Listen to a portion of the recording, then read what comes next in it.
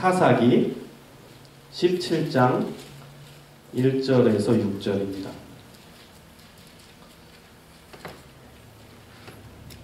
사사기는요, 어렵죠. 사사가 뭔지 교회 지금 초신자도 있을 텐데 옛날 한문 성경에는 판관기라고 나와 있습니다. 판관. 사사는 이스라엘의 왕이 있기 전에 이스라엘을 다스리던 리더입니다. 최고의 리더를 지칭하는 말이 사사예요. 그래서 그 사사는 판관, 재판관의 기능을 했고요. 역할을 했고, 그리고 전쟁이 나면 제일 앞장서서 전쟁을 수행하던 장군의 역할까지 했습니다. 그래서 여러분이 그렇게 요약하면 될 것 같아요. 사사는 이스라엘의 왕이 있기 전에 재판관의 역할을 하고 전쟁을 수행하는 장군의 역할을 한 이스라엘의 최고 리더였다. 이렇게 정리하면 되겠습니다. 사사기 17장 1절에서 6절을 함께 읽겠습니다. 시작!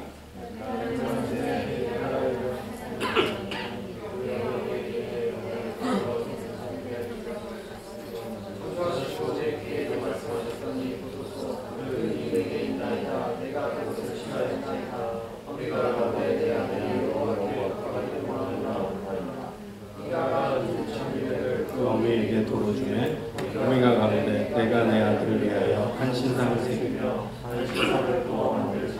내 손에서 이윤을 여호와께 거룩히 드린다. 그러므로 내가 이제 이윤을 내게 도로 드리리라. 미가가 그 은을 어미에게 도로 주었으므로 어미가 그 은 200을 취하여 금장새를 주어 한 신상을 새기며 한 신상을 부어 만들었더니 그 신상이 미가의 집에 있더라. 그 사람 미가에게 사랑이 있으므로 또 레볼과 드라면을 만들고 한 아들을 세워 제사장을 삼았다. 그때 이스라엘의 왕이 없어서 사람마다 자기 소리대로 아미다를 행하니라. 아멘. 자, 여러분 설교를 듣기 전에 이 본문 말씀이 아멘으로 다가와야 됩니까? 아니면은 심각하게 다가와야 됩니까? 아멘은 받아들여야 되는 뜻이죠. 아, 이렇게 살아야 되는구나 일까요? 아니면 이렇게 살지 말아야 될까 일까요? 뉘앙스가 파지티브합니까? 네거티브합니까? 네, 그쵸. 잘 안 해. 자, 오늘 본문 말씀은 어려우면서도 또 우리가 좀 터치해야 되는 주제입니다. 제가 오늘 선일교를 한번 다듬으면서 페이스북을 하고 있었어요. 근데 제가 잘 알고 있는 한국의 좀 유명한 청소년 사역자가 안타까운 마음을 담아서 글을 올렸더라고요. 그래서 그 글을 제가 여러분에게 소개하려고 합니다. 거기에는 어디 이거 다른 데 유출하지 마세요 이렇게 나왔는데 그분이 그렇게 써놨는데 너무 제가 안타까워서 되게 길어요. 네, 길이. 그 내용이 굉장히 긴데 한 3분의 1쯤 제가 잘라서 한번 여러분도 한번 들어보세요. 어떤 내용을 이분이 쓰셨는지. 대표적인 한국의 청소년 사역자 중에 한 분이십니다. 한번 들어보세요. 여러분들 생각해 보세요. 제 글이 아니에요. 그분의 글입니다. 프라이버시상 이름은 밝히지 않겠습니다. 밀회라는 종편 채널의 드라마가 지금 돌풍을 일으키고 있답니다. 40대 주부가 20살의 젊은 청년과 사랑에 빠진다는 이야기입니다. 몇 해 만에 첫 키스 장면이 나가고 시청률이 상승을 했고 정규 방송보다 시청률이 올라가고 아마도 수많은 화제가 되고 있나 봅니다. 문화. 정말 그냥 하나의 또 다른 문화겠지요. 충분히 현실에서 고민하고 갈등하는 인간의 본성에 대한 문화의 모습일 테고 방송사 측에서는 아주 좋은 시청률에 광고 수익이 엄청 많아지고 연기자에겐 훌륭한 연기에 대한 칭찬과 부와 명예가 생기겠지요. 그리고 그러고는 그 드라마를 보는 어떠한 누구에게는 비슷한 동경과 환상이 생겨나게 되고 나도 모르게 그 모습 자체를 당연히 사랑으로 또 인정하게 되는 그런 문화가 생겨나게 되겠지요. 동성애 드라마와 영화가 인기를 끌다 보면 결국에는 동성애라는 문화가 자연스럽게 우리 세대에 들어오게 되는 것이고 몇 년 전에 광풍 같은 인기를 끌었던 건축학개론이라는 영화에서 첫사랑을 다시 만나 아직 그 사랑의 감정을 너무나도 이쁘게 나누었던 모습 후에는 전국적으로 첫사랑 찾아주는 사이트와 동창회 모임들이 수도 없이 생겨나게 되었고, 동창회 모임에서 불륜이 이어지는 수많은 걱정 어린 기사와 인터넷의 글들을 접하게 되면서 그때는 아빠들이 가정을 버리고 아내를 버리고 지난날의 첫사랑을 찾아 떠나는 사회의 문화들을 바라보게 되었는데, 이번에는 미래라는 드라마를 통해서 우리의 엄마들이 다시 남편을 버리고 가정을 버리고 더 나이 들기 전에 나도 다시 사랑을 해보고 싶다는 상상을 하면서 매주마다 감동을 받을 것을 생각하니 가슴이 무너집니다. 저는 부모 자녀 부흥회에 목숨을 걸고 있는 청소년 사역자입니다. 조금 한국교회 안에서 작게라도 열심히 다음 세대를 살리고 가정들을 회복하고자 정말 1년에 1000번 가까이의 예배를 드리며 애쓰지만 결국 이런 드라마 한편으로 다시 이 나라가 무너짐을 바라봅니다. 전 아직도 잘 모르겠습니다.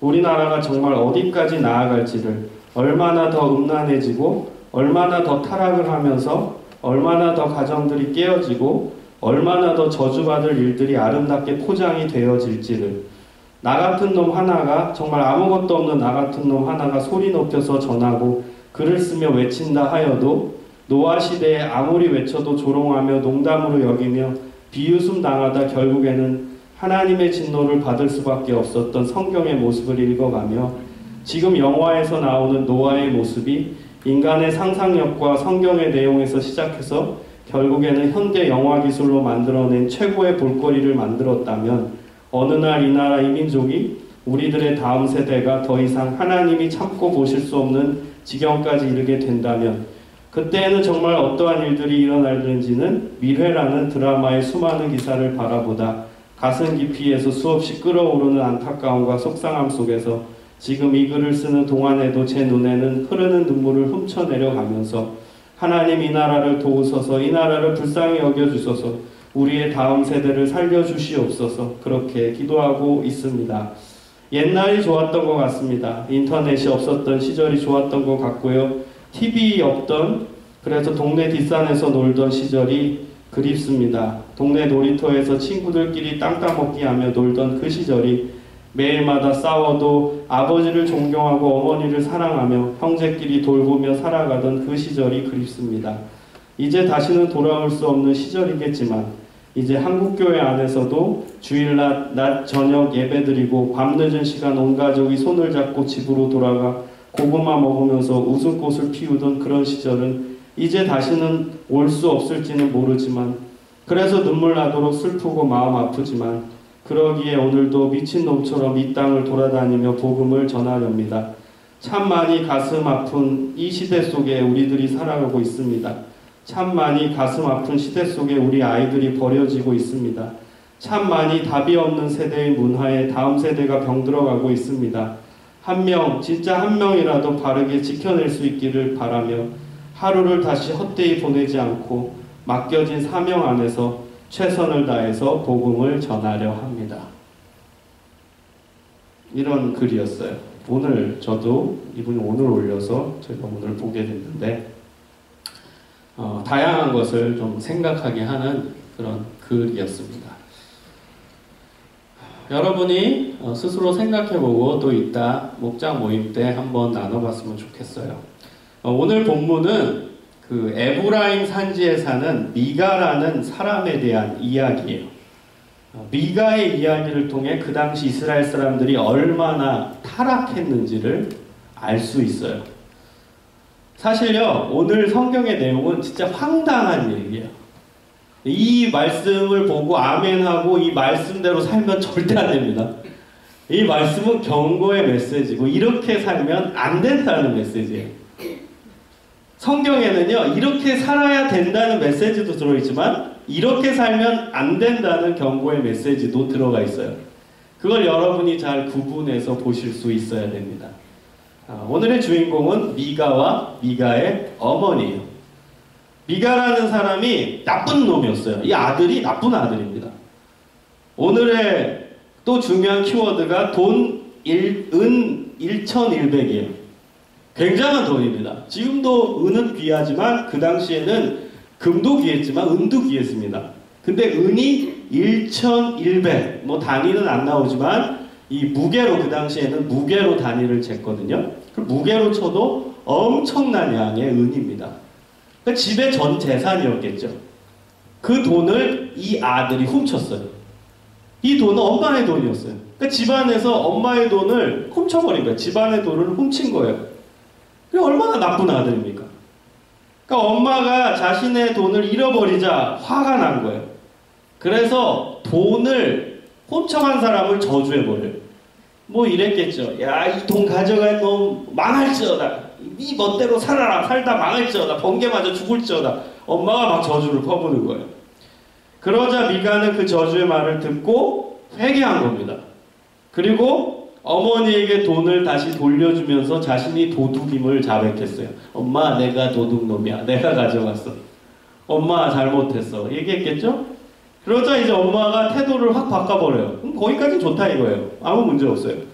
이 엄마가 축복의 말을 갑자기 합니다. 축복. 2절에 보면 미가의 어머니가 이렇게 얘기합니다. 내 아들이 여호와께 복받기를 원하노라. 근데요 여러분, 이것이 하나님을 존경하고 하나님을 사랑해서 그 하나님의 이름으로 축복한 게 아니라 하나님을 끌어들인 거예요. 하나님을 섬기고 하나님의 잘 섬기는 가운데서 하나님의 이름으로 축복한 게 아니라 내 기준에 하나님을 끌어들인 겁니다. 이것은요 진노, 저주, 그 당시에 이게 주술적 의미입니다. 저주라는 게 풀려지려면 어떤 절대자의 이름을 가지고 와야 된다는 믿음이 있었어요. 그러니까 내 스스로 내뱉은 그 저주의 말, 이 저주를 풀기 위해서 마법이 필요한데 그 마법의 대상이 하나님이었던 거예요. 하나님이 뭐 제일 큰 신 중에 하나라고 믿었으니까 완전한 신이라고 이 사람의 믿음이 어땠는지는 우리가 체크할 수 없지만 그 당시에 하나님을 믿었거든요. 사사시대에도. 그러니까 하나님이 최고다. 그럼 최고의 이름을 끌어들여야 이 마법을 풀 수 있다. 이런 주술적인 믿음을 가지고 있었다는 거예요. 그래서 하나님의 이름을 끌어들여서 내 아들이 저주에서 풀려나기를 원합니다. 그렇게 선포를 한 거예요. 자, 거기까지도 뭐 괜찮다 이거예요. 근데 그 다음부터가 이제 심각한 문제로 빠지게 되죠. 미가가 은 1,100을 어머니에게 줬잖아요. 그러니까 엄마가 이 아들 축복하면서 다시 돌려줘. 니 가져라. 그랬더니 아닙니다. 엄마 나는 불효자입니다. 나쁜 놈입니다. 이거 엄마 겁니다. 엄마에게 다시 줍니다. 그랬더니 엄마가 하는 일이 뭐예요? 아들을 위하여 우상을 만들어요. 아들을 위하여 한 신상을 새기며 신상을 새기며 한 신상을 부어서 만들어버려요. 그러니까 우상을 만들었다는 거예요. 그 돈을 가지고. 이 돈이 얼마 들었냐? 은 200이 들었습니다. 은 200으로 굉장한 겁니다. 200도 굉장히 큰 돈인데 그것으로 우상을 만들었으니까 굉장히 좋은 우상, 예쁜 우상? 아무튼 그럴싸한 우상을 만들었을 거라는 얘기입니다. 잘못된 거죠. 저주의 덫에서 완전히 풀어내기 위해 이제는 하나님이 제일 싫어하는 일을 하고 있는 거예요. 하나님이 제일 싫어하는 게 뭐예요? 그것이 바로 우상을 만들고 새기는 거예요. 출애굽기 20장에 보면 10계명이 나옵니다. 10계명 제2계명은 다음과 같습니다. 너를 위하여 새긴 우상을 만들지 말고 또 위로 하늘에 있는 것이나 아래로 땅에 있는 것이나 땅 아래 물속에 있는 것에 아무 형상이든지 만들지 말며 그것들에게 절하지 말며 그것들을 섬기지 말라. 이것이 10계명 제2계명이에요. 정확하게 10계명 제2계명에서는 우상을 만들지 말 것을 강력하게 선포하고 있어요. 왜 만들지 말라고 했을까요? 기독교와 타종교의 가장 큰 차이점은 여기에 있어요. 타종교는요 다 우상이 있습니다. 맞죠? 우상 없는 데는 없어요. 근데 기독교만이 우상을 파괴합니다. 그래서 신학 용어도 영어 사전에도 어려운 단어로 나옵니다. 아이콘, 우상이죠. 클래스틱, 파괴한다.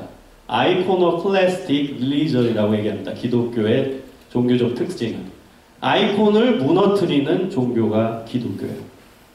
우상을 파괴하는 종교라는 거예요. 이게 10계명 제2계명을 근거로 한 우리의 믿음입니다. 왜 하나님은 우상을 만들지 말라고 했냐면은 우리가 원해서 우상을 만들기 때문에 그렇다는 거예요. 그러니까 하나님이 원하셔서 우상을 만들라고 지시한 게 아니라 우리의 본성이 우상을 원하니까. 우상의 특징이 뭡니까? 눈에 보이잖아요. 눈에 보이는 걸 원하기 때문에 나 좋으라고 만들었기 때문에 그것이 잘못됐다는 거예요. 그래서 10계명, 2계명의 키워드는 뭐예요? 너를 위하여 새긴 우상을 만들지 말고요. 너를 위하여. 이게 키워드예요. 하나님 나를 위해서가 아니라 이 우상은 너를 위해서 만들었다는 거예요. 인간 너네를 위해서 만들었지 이게 나를 위해서 만든 게 아니라는 거예요. 우리는 하나님을 위해서 우상을 만든다고 말할 수 있겠으나 결국 우리를 위해서 우상을 만든다는 거예요. 타 종교인들 중에서 우상 왜 만들어 물어보세요. 뭐 불교도한테 가서 왜 너네 석가모니 상 만들어 물어봐요. 석가모니를 위해 만든다고 이렇게 얘기하겠죠. 우상 만드는 사람들은 다 자기 신을 위해 만든다고 할 거예요. 하나님이 명확히 말씀하시죠. 난 우상이 필요 없다. 나는 우상 정말 필요 없다. 우상을 만든다면 그건 니네 때문에, 니네 욕심 때문에, 니네 본성 때문에 만드는 거지 나랑은 아무 상관이 없다. 하나님은 그렇게 말씀하세요. 하나님을 믿는 이 야훼 종교에서는, 이 야훼 여호와 신앙에서는 우상이 필요 없다는 거예요. 난 우상을 원하지 않는다는 거예요. 근데도 너네 만들고 있다는 거예요. 너네 좋아서 만들지 나랑은 아무 관련이 없다는 거예요. 여러분, 우리가 눈에 안 보이면 우리도 불안해요. 우리도 가끔 그런 얘기 여러분 모태신앙인 친구들은 들어봤죠? 십자가 목걸이가 잘못하면 우상이 될 수 있다고. 십자가 목걸이를 뭔가 달아야만 내가 오늘 하루 평안할 수 있을 것 같고 이게 있어야만 뭔가 안정이 될 것 같고 그럼 우상이 된 거예요 벌써. 이 눈에 보이는 뭔가가 있어야 내 마음이 평안해져. 그게 우상이 벌써 돼버립니다. 이게 없어도 이건 상징입니다. 기독교의 십자가는 상징으로 쓰이는 거지 그것 때문에 내 마음이 평안하고 내 마음이 안정이 된다? 그러면 그건 우상입니다. 잘못된 거예요. 이스라엘 사람들이 출애굽해서 출애굽기 32장에 시내산에 이제 모세가 대표로 율법을 받으러 올라가잖아요. 10계명을. 근데 모세가 40일이 지나도 안 내려와요. 그랬더니 그 아래에 있던 이스라엘 백성들이 무엇을 만들었죠? 금송아지를 만들었죠. 왜 만들었어요? 이스라엘 사람들이 불안해서 만든 거예요. 자기적으로 하고 만든 거예요. 이스라엘 사람들이 갑자기 하나님을 잘 믿다가 아니야 이제는 하나님 믿지 말고 금송아지 신을 만들어서 금송아지 신을 섬겨야 돼. 그게 아니에요. 금송아지 신을 섬긴 게 아닙니다. 하나님을 금송아지에 표현한 거예요. 여호와 하나님을 금송아지로 표현한 거지 금송아지 신을 섬긴 게 아니에요. 하나님을 섬겼어요. 이스라엘 사람들은 변함없이 하나님을 섬겼는데 금송아지로 하나님을 표현하고 싶었던 거예요. 눈에 보이지 않는 하나님을 표현하려는데 표현하기가 너무 힘드니까 이집트에서 많이 보아왔던 금송아지 우상을 만들었던 거예요. 그래서 이게 우리 하나님이다. 우리가 믿는 하나님이다. 하나님을 그렇게 표현한 겁니다. 그래서 여러분 우상은 자기 욕망의 투여예요. 자기 욕심의 투영입니다. 무한하신 하나님, 전능하신 하나님이 그 유한한 물체 속에 들어가실 수는 없는 거예요. 그렇죠? 이거는 굉장히 철학적인 용어인데 유한이 무한을 품을 수가 없어요. 그렇죠? 무한이 유한을 품는 거지 어떻게 유한이 무한을 풉니까? 전능하신 무한하신 하나님이 어떻게 고작 그 물체, 유한한 물체 속에 표현이 될 수 있겠어요? 그 완벽하신, 크신 하나님이 그 작은 우상 속에 표현이 되겠습니까? 그래서 그것은 자기 욕망, 인간 욕망의 투영이라는 거예요. 그래서 여러분 10계명, 제2계명을 잘 살펴보면 하늘에 있는 것이나 땅에 있는 것이나 땅 아래 물속에 있는 것이나 만들지 말라고 하거든요. 왜 그래요? 그 모든 게 다 누가 만든 거예요? 하나님이 만든 거예요. 땅에 있는 것도 하나님 만드셨고 하늘에 있는 것도 하나님 만드셨고 송아지 하나님 만드셨잖아요. 그러니까 여러분 논리적으로 생각해 보세요. 하나님이 만드신 건데 인간은 하나님이 만든 피조물을 가지고 우상을 만들어. 그리고 하나님을 거기다 껴넣으려고 그래. 말도 안 되죠. 하나님이 그거 만드셨는데 예를 들면 어떤 사람이 물고기 우상을 만들라고 해봐요. 고래 우상. 그 하나님이 고래를 만들었는데 우상을 만들고 하나님을 그 고래한테 껴넣으려는 거예요. 이해하셨어요? 말이 안 된다는 거죠. 하나님이 땅에 있는 거나 땅 아래 있는 거나 모든 거나 다 만드셨는데 그 유한한, 그리고 하나님 만드신 피조물을 가지고 형상을 만들어 하나님 그 안에 들어가세요. 우리가 이제 섬기겠습니다. 이러고 있다는 거예요. 그게 우상의 의미라는 거예요. 그러니 하나님은 절대 이거는 용납할 수 없다는 거예요. 이건 불경죄라는 거예요. 어떻게 나한테 이러니? 어떻게 내가 만든 물체, 그 형상을 만들어서 나보러 들어가라고 하니? 이거는 정말 잘못된 엄청난 범죄다. 그래서 하나님은 십계명 제2계명에 절대 우상을 만들지 말라는 거예요. 자기 필요에 따라 하나님을 섬기지 말라는 의미예요. 자기 필요에 따라. 미가와 미가의 어머니의 잘못은 여기서 끝난 게 아니었어요. 5절을 보세요. 5절을 보면 미가에게 신당이 있었다고 언급합니다. 여러분, 신당이 뭘까요? 쉽게 얘기하면 예배당입니다. 개인이 예배당을 가지고 있어요. 지금이야 그럴 수 있겠죠. 뭐 교회 세웠다 그렇게 표현할 수도 있네. 거의 막 껴 맞춘다면. 근데 그 당시에는 개인 예배당이 허용이 안 된 시대예요. 말도 안 되는 시대입니다. 그 당시에 법궤, 하나님의 임재의 상징인 법궤가 있었던 곳이 실로라는 지역이었어요. 도시였어요. 그 실로라는 도시에서 얼마 떨어지지 않는 곳이에요. 그곳에 자신이 개인 우상을 만들어버려요. 개인 신당을 만들어버려요. 개인 예배당을 만들어버려요. 얼마나 웃긴 겁니까? 원래는 실로에 가서 거기서 하나님을 경배하고 거기에 하나님의 임재의 상징인 법궤가 있는데 거기에서 얼마 떨어지지 않는 곳에 자기가 예배당을 만들어요. 그리고 이게 진짜다 이러고 앉아있는 거예요. 그러니 이 미가가 얼마나 엄청난 무서운 죄를 짓고 있습니까? 게다가 이 미가는 에봇과 드라빔을 만들고 자신의 아들 중에 한 명을 제사장으로 삼아버립니다. 이것도 엄청난 범죄죠. 에봇은 누가 입는 옷일까요?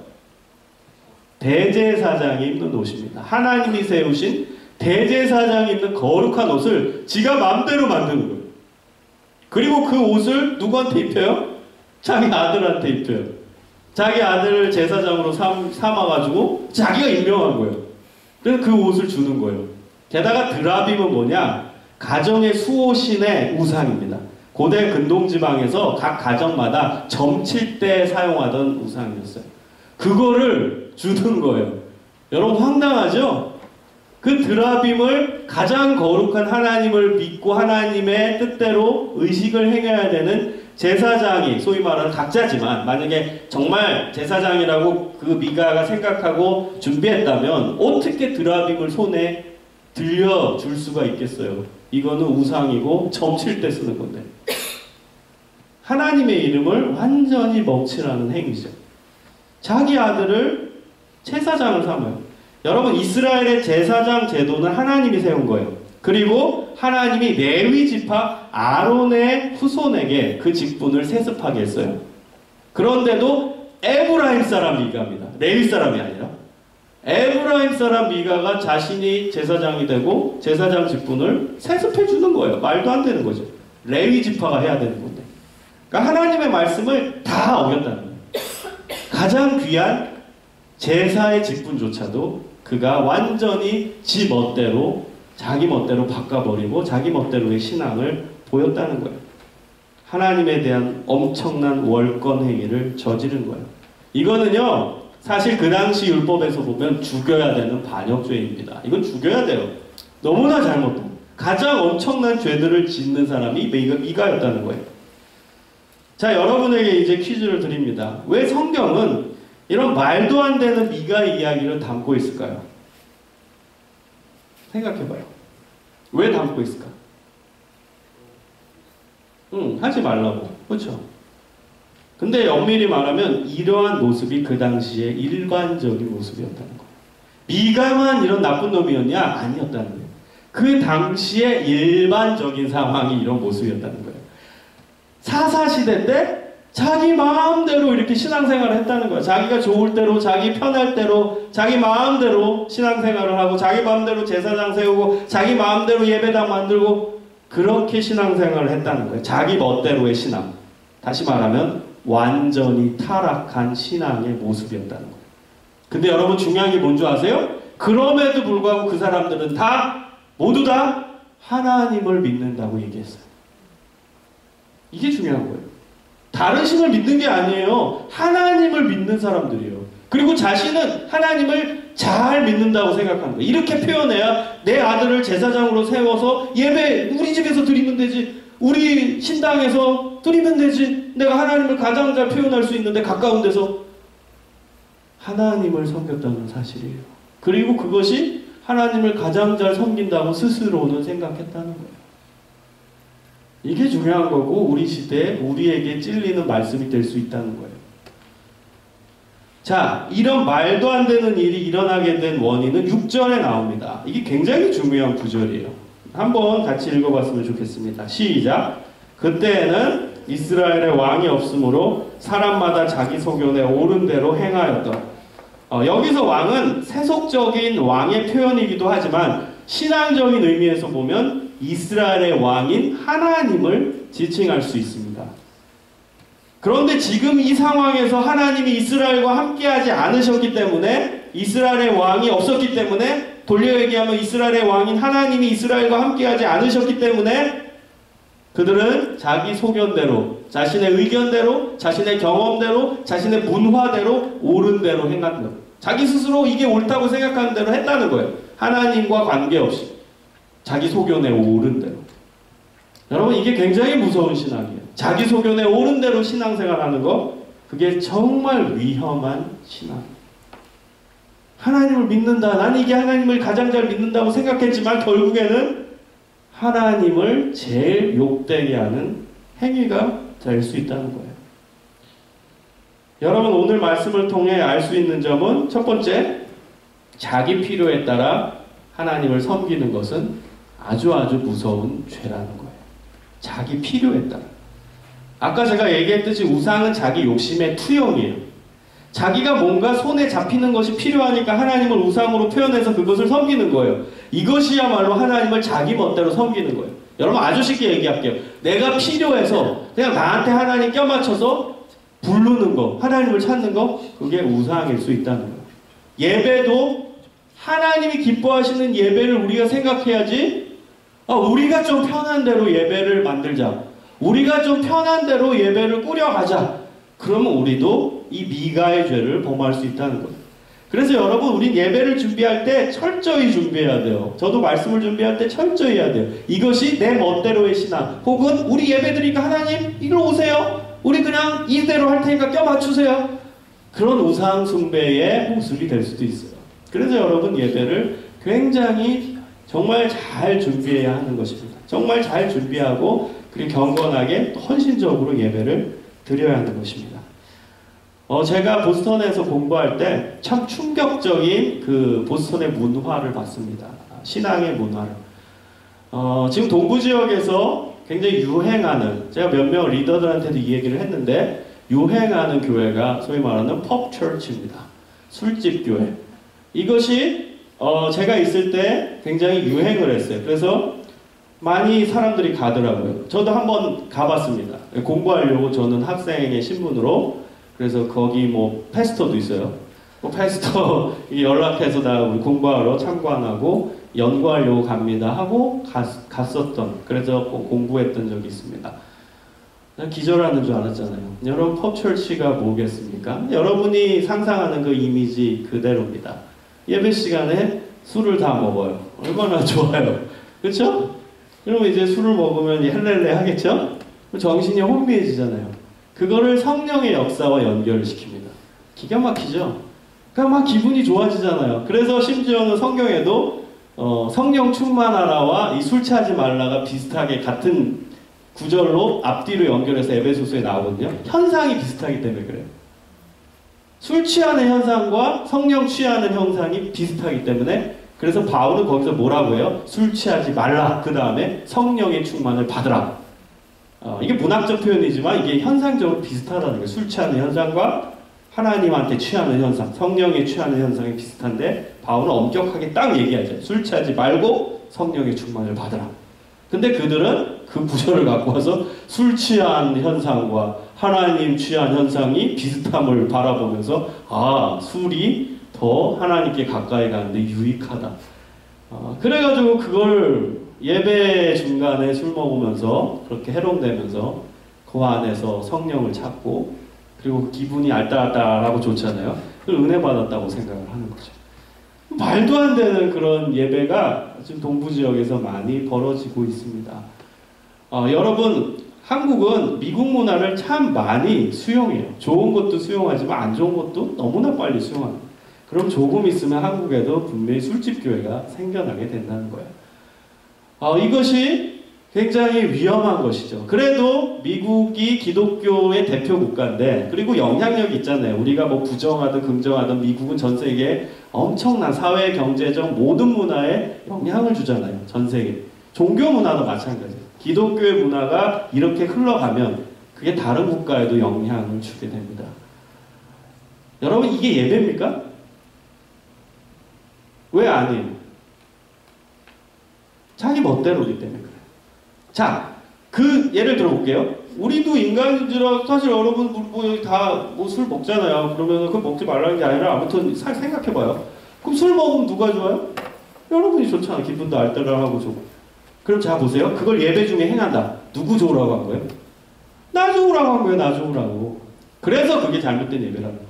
예배는, 신앙은 철저히 하나님께 맞추는 거고 하나님 좋으라고 하는 건데 나 좋으라고 하는 거거든요.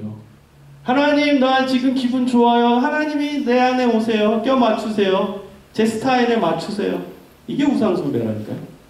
유한한 존재에 무한 껴 맞추는 거. 아까 전에 제가 설명한 우상숭배. 이게 우상숭배입니다.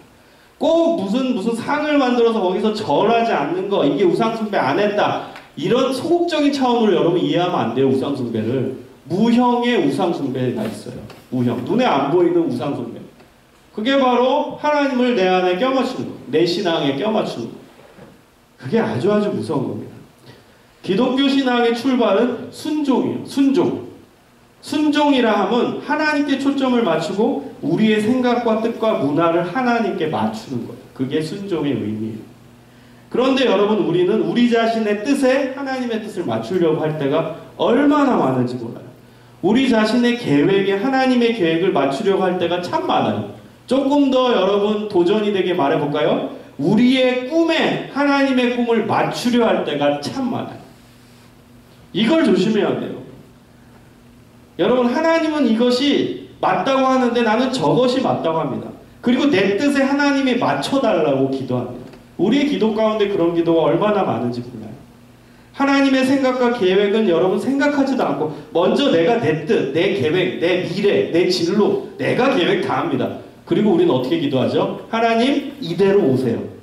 하나님, 저는 이 직장에 가고 싶어요. 하나님, 저는 이 진로로 나아가고 싶어요. 우리가 다 세워놓고 이제 하나님 들어주세요. 여러분 어떻게 생각하세요? 그게 제대로 된 신앙일까요? 적어도 우리가 하나님을 존중하고 순종한다면 하나님께 먼저 물어봐야죠. 하나님, 제가 어떤 길로 나아가는 게 하나님의 뜻일까요? 제가 어떤 삶을 사는 게 하나님이 원하시는 뜻일까요?를 물어보고 몸부림치며 물어보고 그 다음에 내 마음에 들려지는 사인이 뭐가 있는지, 하나님의 뜻이라고 생각할 수 있는 내 마음의 상태가 무엇인지, 내 생각 속에 들어오는 생각 중에 하나님의 생각이 무엇일지를 고민하고 쥐어짜서 결국에는 이건가 보다 겸손하게 얘기할 수 있는 게 그게 신앙이에요. 하나님, 제가 이거 하겠습니다. 도와주세요. 하나님, 제가 이거 합니다. 이거 무조건 돼야 됩니다.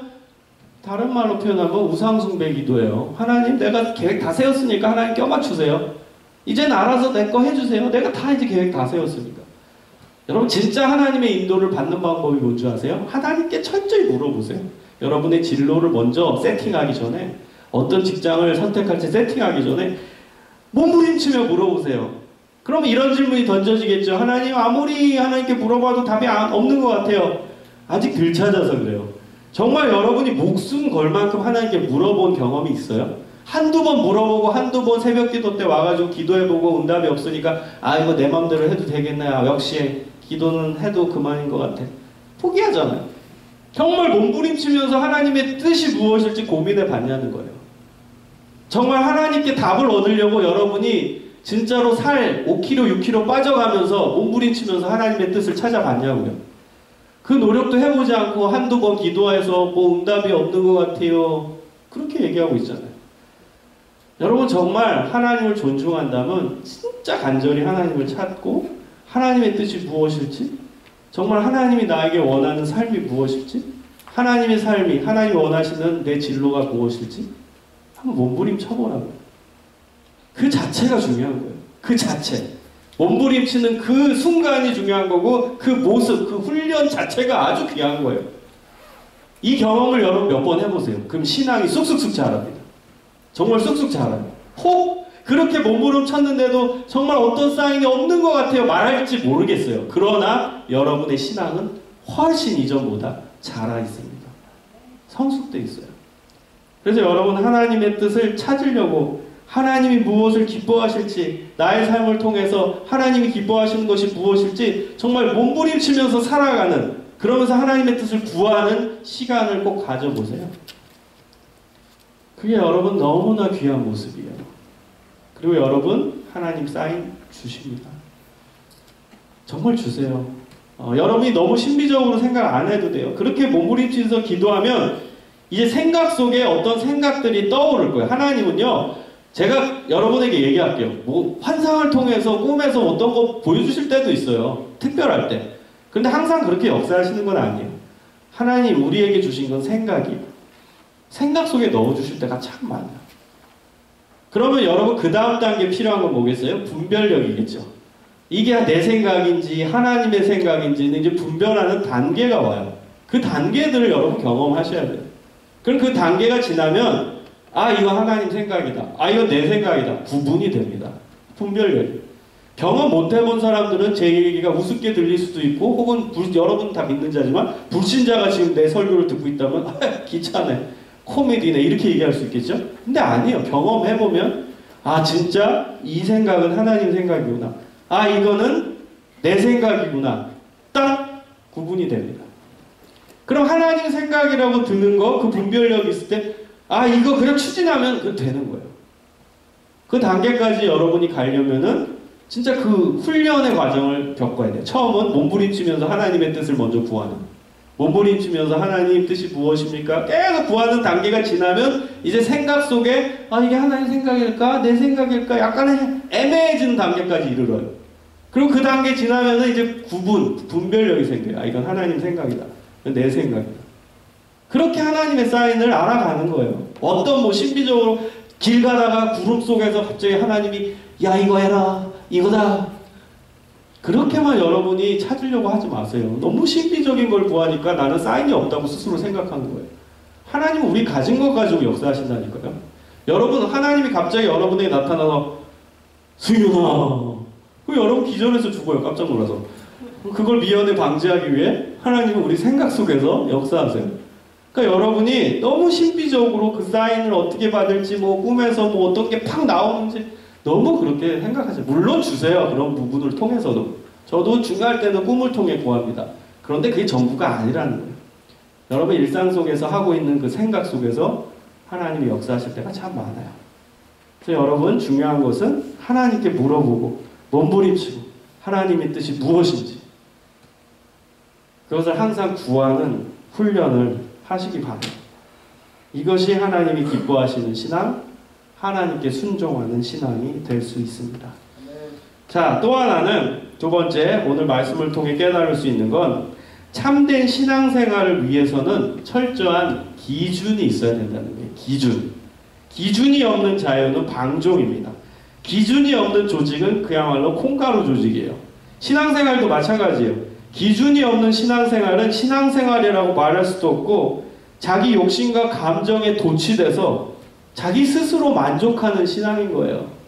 이단의 특징이 뭔지 아세요? 기준이 없어요. 기준. 자기 신앙에 그냥 도취되는 거예요. 그리고 어떤 사람은 막 하나님을 만났다, 환상을 보았다 하면서 자기가 신앙생활을 되게 잘하고 있는 거라고 착각합니다. 안 그래요. 또 분별력이 있어야 되고 기준이 있어야 돼요. 하나님이 우리에게 주신 기준은 말씀이잖아요. 성경 말씀 속에 그 기준이 다 들어있는데 자기는 뭐 갑자기 뭘 봤다느니 뭐 내 이빨이 금으로 바뀌었다느니 막 그러면서 나 하나님 만났다니 완전히 나는 하늘로 올라갔다느니 그냥 자기 멋대로 막 얘기하는 거예요. 성경을 놓고 그것이 과연 하나님의 역사인지 기준으로 찾아봐야죠. 이 기준에 나와 있는가? 하나님의 기준엔 이런 현상들이 나타난다. 이게 성령의 역사인가? 그걸 구분할 줄 알아야죠. 항상 말씀이 기준인 거예요. 기준. 왜 미가 집안이 타락했어요? 기준이 없었기 때문에. 10계명, 2계명을 완전히 땅바닥에 버렸기 때문에. 우상을 만들지 말고 버렸죠. 그리고 출애굽기 28장에 나온 레위 지파만이 제사장이 될 수 있다는 그 기준을 땅바닥에 버려버렸어요. 다 버려버렸어요. 그러니까 타락한 신앙이 된 겁니다. 우리의 말씀, 하나님의 말씀, 우리에게 주신 이 말씀 중심으로 서야 여러분이 철저하게 하나님이 기뻐하시는 신앙생활이 될 수 있는 거예요. 말씀을 가지고 이야기해야지 우리의 문화를 가지고 말하면 안 됩니다. 여러분 이제 민감한 이슈를 하나 얘기해 볼까 합니다. 여러분과 제가 아주 고민하고 이거 토론하면 끝도 안 나는, 기독교인도 이 토론하면 반반이 될 수 있는 이런 주제예요. 동성애 문제를 잠깐 얘기해 보자고. 어떻게 생각하세요? 미국 오기 전에 여러분은 대다수가 완전 반대했을 거예요. 분명히. 미국 오기 전에. 근데 미국에 오니까 약간 완화됐을 거예요. 왜 그럴까요? 미국 사람 중에는 동성연애자들이 많거든요. 그리고 친구들조차도 동성연애자 친구도 있겠죠, 여러분. 그러니까 이제 내 인간관계로 감정이 이제 친구로 발전되니까 완화가 된 거예요. 원래는 동성연애자 하면은 이거 잘못된 거 아니야 하다가 내 친구가 동성연애자니까 점점 그 기준이 완화가 될 수 있는 거예요. 그게 바로 문화입니다. 문화. 문화가 우리의 신앙에 영향을 줘요. 그래서 위험한 거고 문화가 좋기도 하지만 무섭기도 한 겁니다. 우리의 기준은 여러분 절대 문화가 되면 안 돼요. 문화. 다수결도 아니에요. 그럼 예를 들어 볼게요. 이제 미국의 10명 중에 예를 들면 9명이 이제 동성연애자가 됐다고 가정해 봅시다. 그럼 다수결이겠죠? 그럼 우리 따라가야겠네요.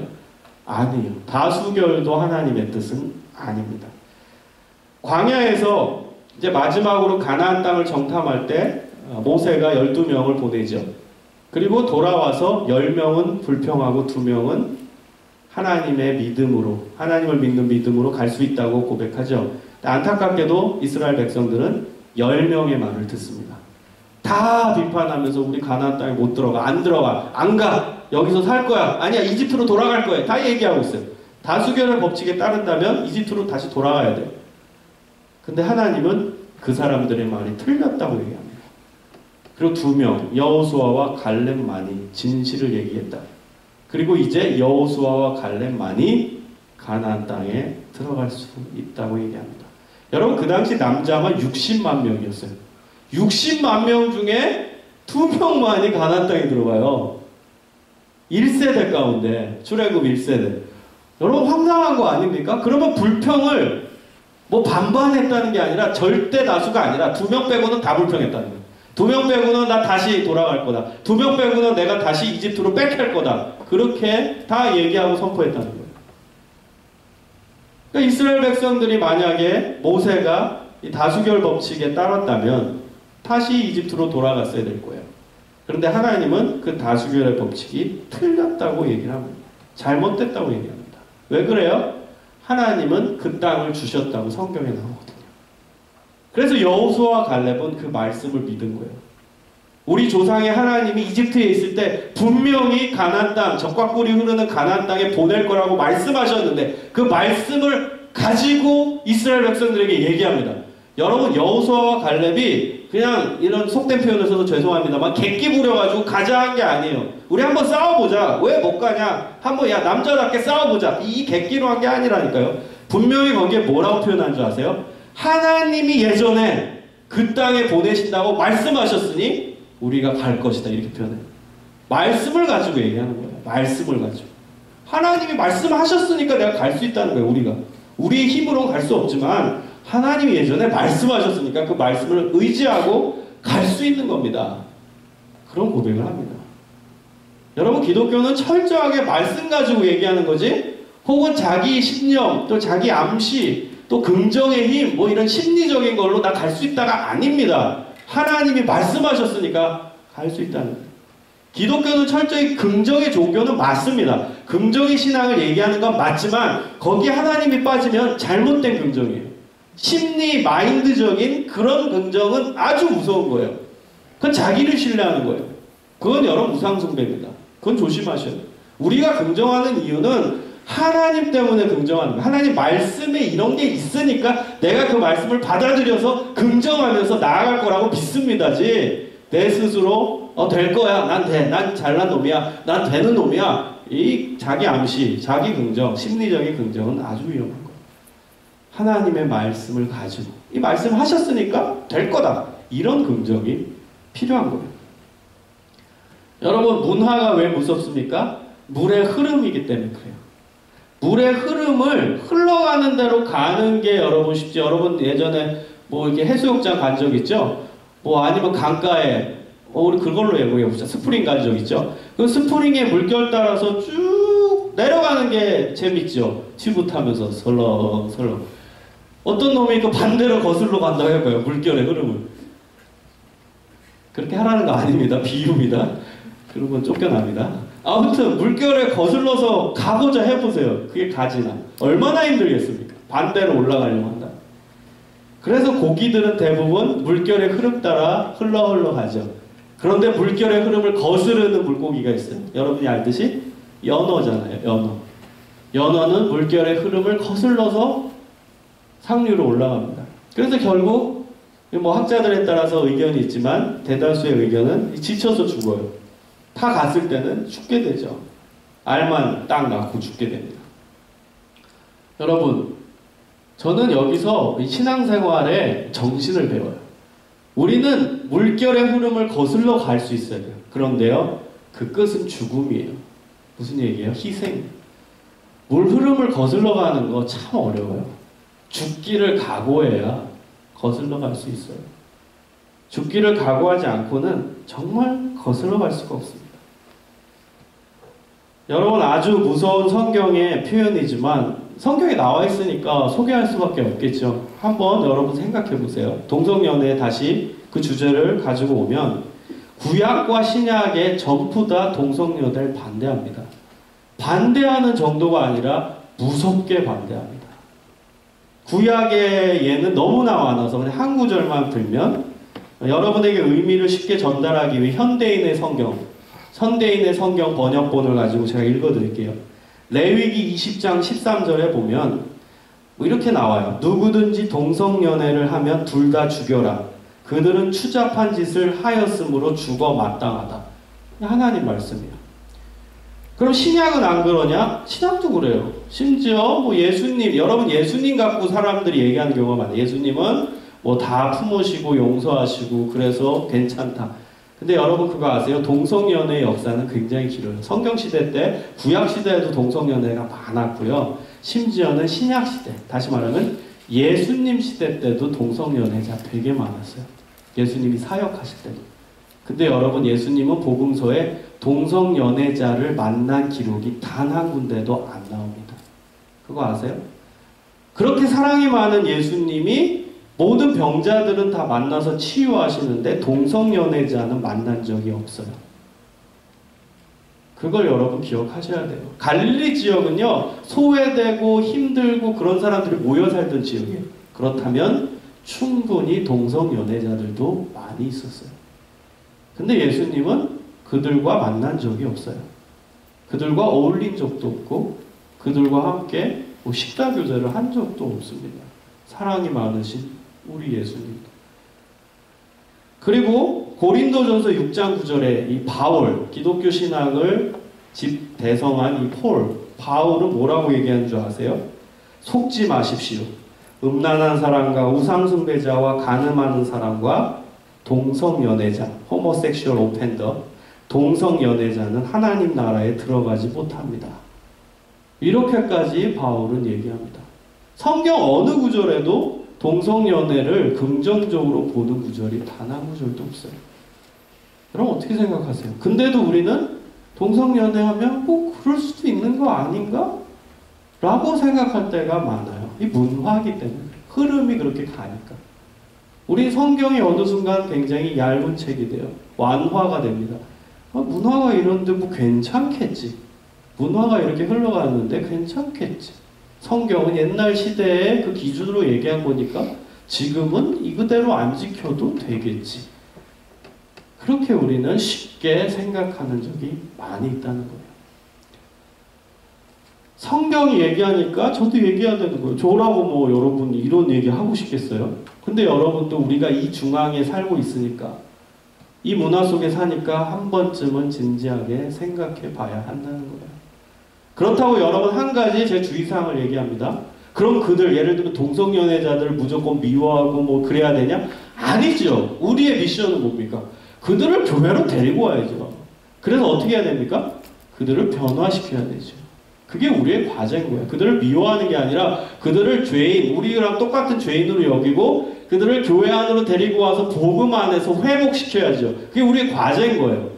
멀리하라는 게 아니에요. 아, 쟤네는 성경에 보면 멀리하라, 전 하나님 나라에 들어가지 못하리라, 그런 구절 나오니까 쟤네들이랑 아예 좀 멀어야지가 아닌 거예요.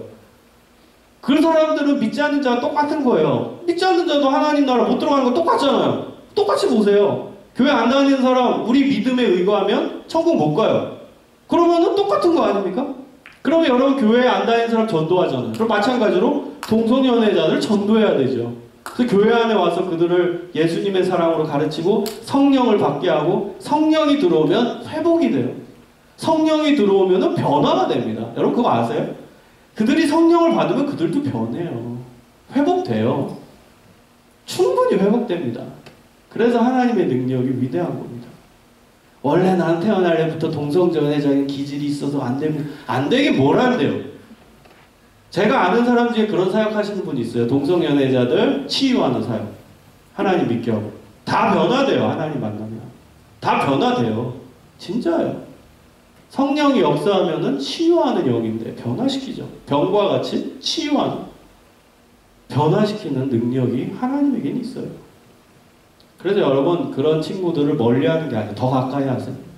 그 교회 안으로 데리고 오세요. 복음을 전하고. 근데 미국 교회 중에 위험한 교회가 있어요. 그게 뭔지 아세요? 동성연애자는 다 데리고 와요. 근데 동성연애 교회예요. 다시 말하면은 그들을 변화시키는 게 아니라 그냥 그들 모여서 같이 예배드립니다. 변화 뭐 그런 게 아니라 그냥 동성연애들 모여서 그냥 예배 그들 그냥 인정하면서 끝까지 동성연애 유지하면서 그냥 신앙생활 하자. 동성연애 교회도 생기고, 심지어는 동성연애자 중에 이제 목사도 나옵니다. 그 안수가 DC USA 미국 장로교회 통과가 됐어요. 동성연애자 목사가 세웠는데 그 동성연애자 목사가 나와서 변화합시다, 우리 회개해서 동성연애를 버립시다 이러겠어요? 다 그냥 인정하면서 그냥 하나의 커뮤니티가 되는 거죠. 이게 자기 멋대로의 신앙이라는 거죠. 위험한. 여러분 이제 흐름이 점점 이렇게 갑니다. 오늘도 뉴스에 나온 게 이제 호주의 법정의 판결이 나왔는데 제3의 성을 인정한다, 이런 판결이 났어요. 남자도 여자도 아닌 제3의 성. 말이 됩니까 여러분? 그런 흐름, 우리 말이 안 되죠. 기독교 신앙을 갖고 있으니까. 근데 시대적 흐름은 그렇게 가고 있어요. 사람들, 세상 사람들은 그렇게 얘기해요. 제3의 성도 필요하다. 남자, 뭐 트랜스젠더, 제3의 성 필요하다. 여자도 남자도 아니고 싶은 사람들이 있으니까 그들의 인권을 존중해주자. 그래서 제3의 성을 만들어요. 말도 됩니까? 말이 안 되죠. 근데 시대적 흐름은 그렇게 가고 있고 점점 그렇게 될 겁니다. 점점 더. 그럼 우리는 그 문화 속에 살면 우리조차도 영향을 받게 돼요. 그게 문화가 무서운 거예요. 그래서 여러분 항상 시대가 변해도 이 말씀이 기준이라는 거 잊지 않고 사셨으면 좋겠어요. 시대가 아무리 흘러도 이 말씀이 우리에게 주신 유일한 규범이고 기준입니다. 이 말씀으로 얘기하십시오. 정말. 여러분 여기서야 이제 안전한 보호 속에서 우리가 같은 건강한 공동체에서 시대적 흐름을 거스르면서 잘 신앙생활을 하고 있지만, 여러분 이제 졸업해서 뭐 한국으로 가든 다른 데 가든 가보세요. 이단도 많고요. 요즘은 교회도 못 믿어요. 그리고 목사도 못 믿어요. 이게 진짜 목사인지 가짜 목사 몰라요. 여러분이 분별력을 갖고 성경을 많이 알아야 돼요. 가짜 목사 참 많아요. 여러분 조심해야 됩니다. 그럼 어느 교회 가서 그 목사가 예를 들어 가짜 목사가 막 얘기하는 거, 아, 저게 맞는가 보다, 아, 되나 보다, 저게. 그렇게 또 쓸려갈 수 있다면 여러분이 성경을 모른다고요. 그래서 여러분이 성경을 철저히 알아야 된다는 거예요. 잘 알고 성경이 여러분의 삶의 기준이 되고 규범이 되어야 여러분이 흔들리지 않아요. 그래서 여러분 말씀을 많이 공부하시고 많이 보시고 말씀 속에서 은혜를 많이 받으세요. 그래야 흔들리지 않나요? 자, 오늘은 조금 이제 진지한 말씀을 나눴는데 여러분 이건 우리에게 필요한 주제입니다. 내 필요에 따라 하나님을 섬기는 것, 기준이 없는 신앙생활, 우상을 섬기는 것과 마찬가지입니다. 변질된 신앙. 여러분 하나님께 철저히 초점을 맞추고 하나님께 기준을 두고 그 말씀에 순종하는 삶으로 나아가기를 축원합니다. 여러분 하나님 말씀 속에 생명이 있고 그 말씀 속에 우리의 삶의 기준이 있고 방향이 있습니다. 말씀과 함께 세상을 이기고 승리하는 믿음의 자녀들, 사명자들이 되시길 주님의 이름으로 축원합니다. 아멘. 우리 함께 기도합시다.